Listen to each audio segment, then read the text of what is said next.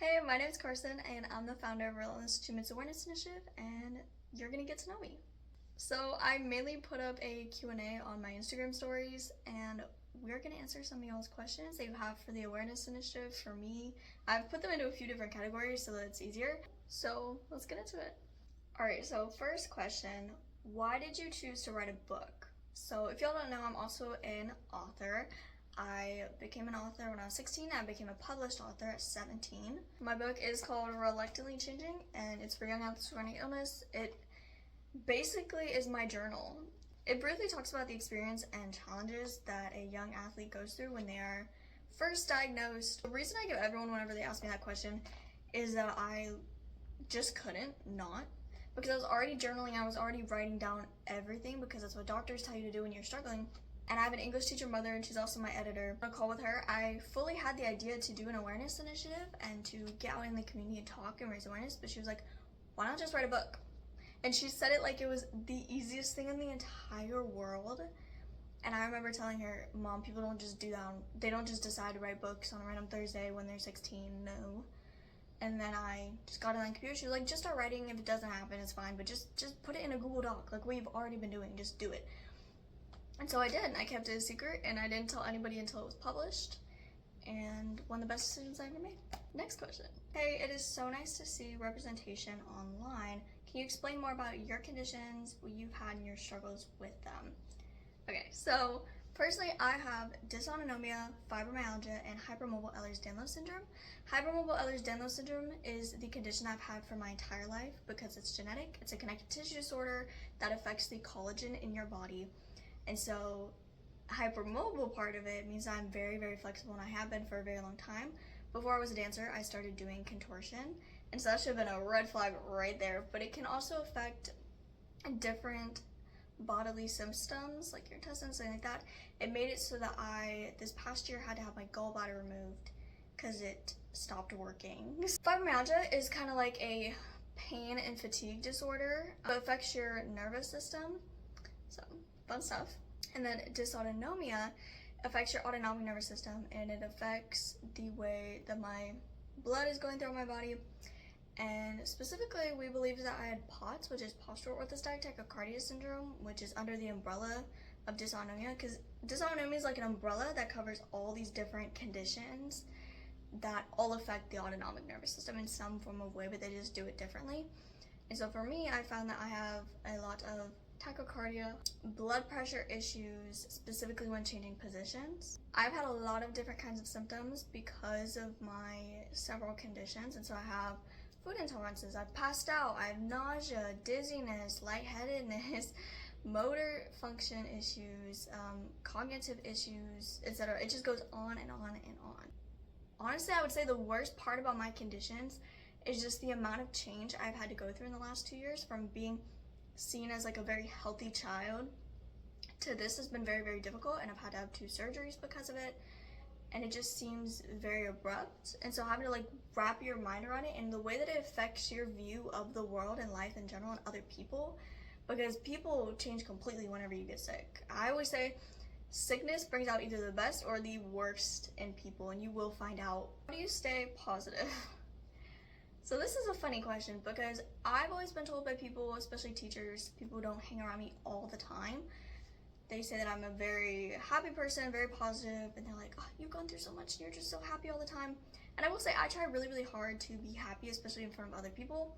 When I'm on my own, that's kind of when I let myself breathe.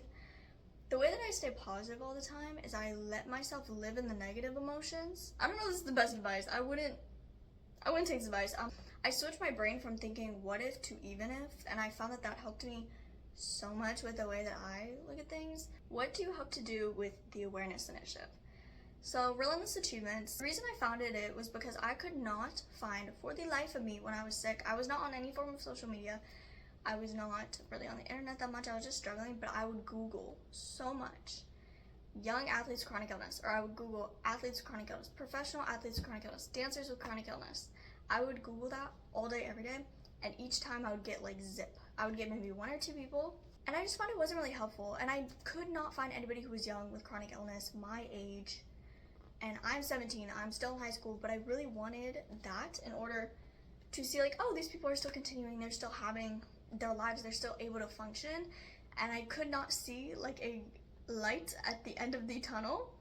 And so I wanted to create an awareness initiative to not only give people that light and to be able to see the representation in media, but also to raise awareness in communities and things like dance studios, athletic centers, teams, schools, and be able to talk and go give seminars so that the communities surrounding chronic illness and chronically ill people are more aware of what it is like. And just in general, I always say what I've really loved saying whenever I give talks recently is that everybody becomes chronically ill at some point in their life. Most people become chronically ill in their 70s, 80s, but unfortunately there are people like us who become chronically ill when they're really, really young, and nobody understands what it's like. So always be nice to everybody, always be understanding, try your best to be considerate, because that's going to be you one day.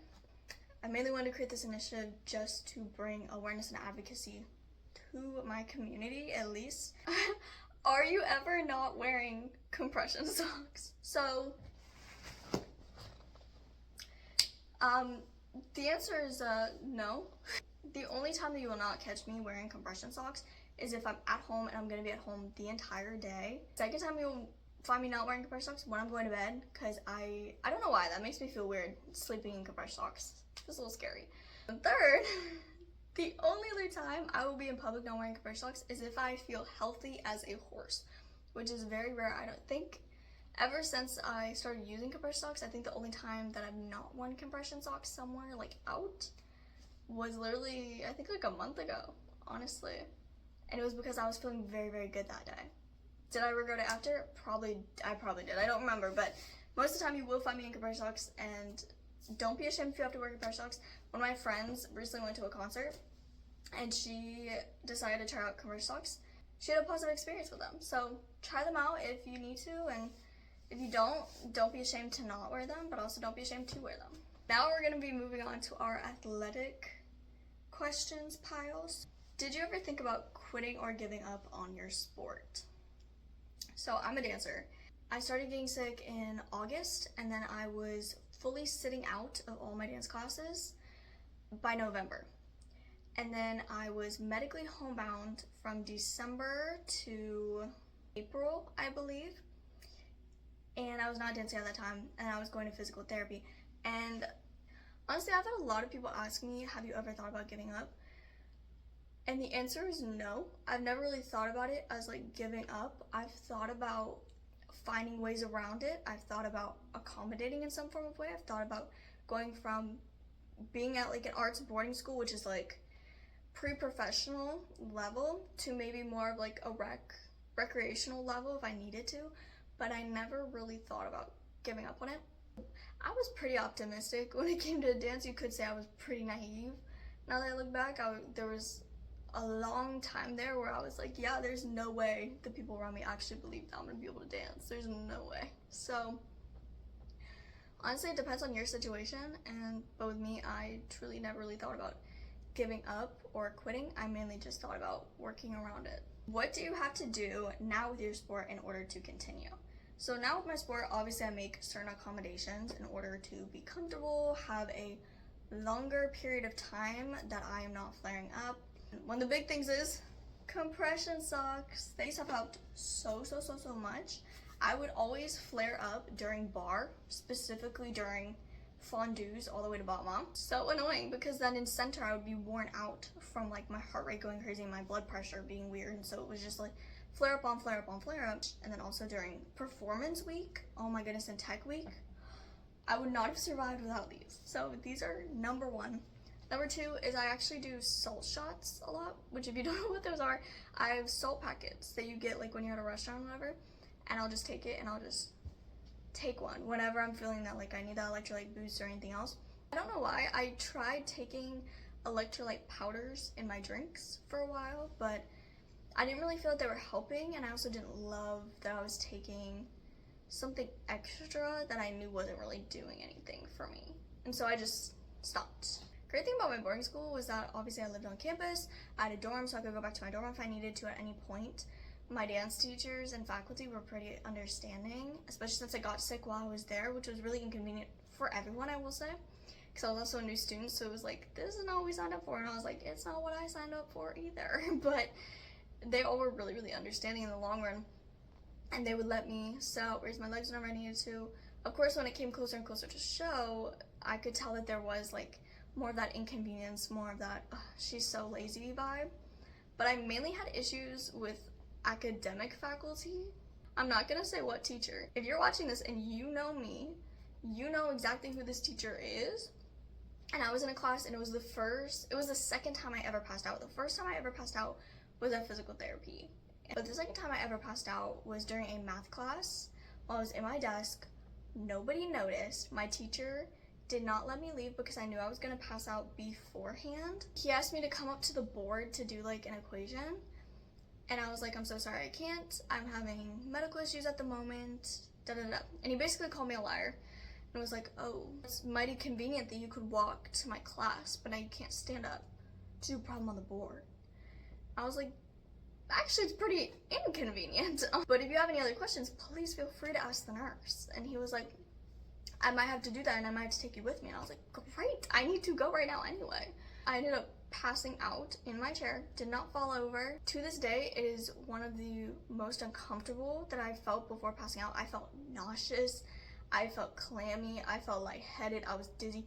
I thought I was gonna spontaneously combust. I felt like I needed to run out of the room and throw up and faint at the exact same time. One of the most uncomfortable feelings. And so when I finally came to, we only had like 15 more minutes of class, and this teacher, since he had already been very difficult, I was like, you know what, I'm just gonna sit here and then I'm gonna go to the nurse. And I had a student walk me to the nurse after, and by the time I got to the nurse, I was full body shaking, and my body could not stop. I had to go to my next class, which was science, and we had a test, and I was late to that class that we had a test in, and I had to take the test out in the hallway on the floor while my body was full body shaking still, and I was still trying to get my body in check. So to that teacher, you are the reason that in my book I have a education school related chapter. How did you get diagnosed? Still going through the process with the little melting emoji. That emoji explains exactly what the process is like trying to get diagnosed. Looking back, I actually was pretty fortunate to get diagnosed really quickly for my conditions. I basically became symptomatic after my surgery, and then I just kept on getting worse and worse and worse. And the first thing I was diagnosed with was an ovarian cyst that ended up rupturing during a dance class, which is a whole nother story. That was actually found on my MRI with my torn labrum that I ended up having surgery for on my hip. That was like the first thing related to my conditions that I was diagnosed with. And then after my surgery, I became symptomatic. I started getting my symptoms in August, and then through all the way to December, it just got worse and worse and worse, where I was getting worse every month, and then I started getting worse every week, and then getting worse every day. And so at that point, I had to be medically homebound from December all the way to April. And during that time, I got diagnosed with two of my conditions, hypermobile Ehlers-Danlos syndrome and fibromyalgia. At the time, I got diagnosed with pre-fibromyalgia. And then after that, a few months later, in May, I believe, I got diagnosed with dysautonomia. Depending on what your symptoms are and what your things are, first you have to go to a primary doctor, so your primary physician, and then explain all your things to them and be like, hey, I'm a little nervous about something going on, whatever, and they'll most likely be nervous too. I found that whenever you're seeing a doctor, make sure that they know that it is affecting your quality of life, or they will somewhat backburner you. First specialist I ever saw was a neurologist, and that is where they found my brain tumor through a MRI. And then I saw a cardiologist who was the one who diagnosed me with the dysautonomia eventually. I saw a neurosurgeon. I've seen OBGYN. Most of the time, your primary care will guide you to the correct specialist to see for your issues. Doctors will take you more seriously if you have everything lined up perfectly for them, like a medical chart. Do not go in and be like, oh, I don't really know, oh, I don't know. No, once you know that there is something wrong and that you need medical help in some way, unfortunately it takes so long to get into specialists, you need to make the most of every single appointment. So what I always did was whenever I had any form of symptom, I would jot it down. The symptom, I had a pulse oximeter at that time because we knew it was my heart rate from my physical therapist. And so I had that, and so whenever I was having symptoms or whenever I passed out, anything like that, I would jot down the heart rate and all that stuff. I would jot down blood pressure because we had blood pressure cuff at that time. When I went to a cardiologist, they gave me a temporary heart monitor that I wore for I think 20 days. I jotted down everything that I ate every single day. I jotted down exact water intake for a long time. The only thing I caution when doing that is when I got sick, the amount of people that asked me about, are you drinking enough water or what are you eating, vitamins, start jotting that stuff down now so that they cannot gaslight you into thinking you're not drinking enough water, you're not eating the correct things. Don't let them do that. Do not let them do that, and have your parent have your back and be very honest with your guardian and your parent about how it is making you feel. In doctor's appointments, try your best to stand up for yourself, but also make sure that your guardian is very aware so that they can back you up. Doctor's appointments can be really, really harsh when you're young and you're going through a lot of issues and you're having to see these like fancy specialists, because sometimes they genuinely just won't take you as seriously because you're young. Make sure that they know it's affecting your quality of life. Make sure that they know everything that they need to. What is the biggest lesson chronic illness has given you? A positive lesson that chronic illness has taught me is that I am stronger. I'm stronger than I know. Chronic illness on the other side has also taught me that sickness brings out the worst or the best in people. Kind of shuffle the people around you into groups, and then it's your choice to decide if you're gonna put up with it anymore or not. One of the most recent lessons I've learned is it's okay to be a teenager. It's okay to act your age. It's okay to want to experience life. Life is short. It's okay to be happy. It is okay to laugh at the doctor's office. It is okay to dance around the aisles of the grocery store. When you're chronically, you have to grow up so fast and be so responsible so fast. If you want to be happy, if you want to be positive, if you're not harming the world in any way, do what you got to do. All right, now we're going to move on to school, which I'm scared to look at. I'm scared. Why did you leave school? Okay, so basically, sophomore, junior year, I was at an arts boarding school for dance, and that's where I got sick with all my illnesses, whatever. Sophomore year and then junior year, my biggest goal junior year was to be able to do all of the things, all the performances that everyone else was doing, dance as much as possible, do as much as possible. And I achieved that, and I'm very, very proud of that. Freshman year, I went to the school that I'm going back to now my senior year, so I'm not returning to that arts boarding school. And there are a lot of reasons I'm not returning. Some of them having to do with me being chronically ill, some of them having to do with some other things, some of it not being entirely my choice. And I'm trying to think more positively about it. On the plus side, I'm going back to public school, so I'm going to have a normal senior public school experience if I wanted to. I'm gonna have school for like the first half of the day, and then I'm gonna go to my internship. I'm gonna be doing a lot with my awareness initiative and writing my second book. I'm very grateful for that school for giving me the last 2 years, and I've changed a lot as a person. And I'm very grateful for the people that I met while I was there that I'm still friends with, that I love. And I'm really excited for them to have their senior year. Obviously, I'm really, really sad that I'm not gonna be able to graduate and experience senior year with my class that I've been with. I'm gonna be at a new school with new people, even though I know some of them from freshman year. But I'm trying to live in the moment. Some things you don't have control over, and that's okay. I can't give specific details on why I'm leaving because those are more personal, but I wish everybody at that school the best. I hope they have the best senior year, and I love them so much. If you're watching, I love you so much. What do you want to do in the future? In the future, I want to go to college, and I want to get a BA in dance education, further my dance teacher training. I want to own a cute house with lots of flowers. I want to live in a small town, and I want to have a very nice husband at some point.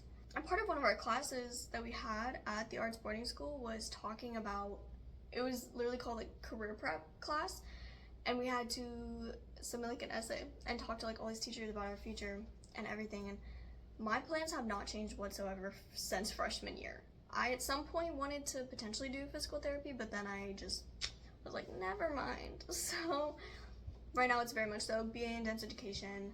The awareness initiative, I very much so want to give at least 3 seminars, talks, author talks in the next year. Honestly, I used to be very uptight.